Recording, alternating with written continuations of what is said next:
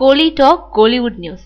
25 நாள்ல அறம் படத்தை முடிச்சு கொடுத்த நயன்தாரா விஜய் நடிச்ச கத்தி படத்தோட கதை என்னுடையதுன்னு சர்ச்சையை கிளப்பின மீஞ்சூர் கோபி இப்போ தன்னுடைய பெயரை கோபி நயனார்னு மாத்திக்கிட்ட அறம்ன்ற படத்தை இயக்கிட்டு இருக்காரு.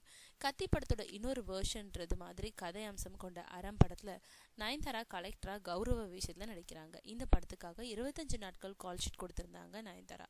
அதன்படி இந்த படத்துக்காக நயன்தாரா கொடுத்த தேதிகளில் அவங்க சம்பந்தப்பட்ட காட்சிகளோட படப்பிடிப்பை முடிச்சிருக்காரு கோபி நயனார்.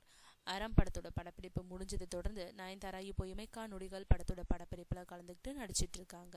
இமைக்கா நொடிகள் படத்தோட படப்பிடிப்பு கடந்த சில தினங்களா பெங்களூர்ல நடந்துட்டு இருக்கு.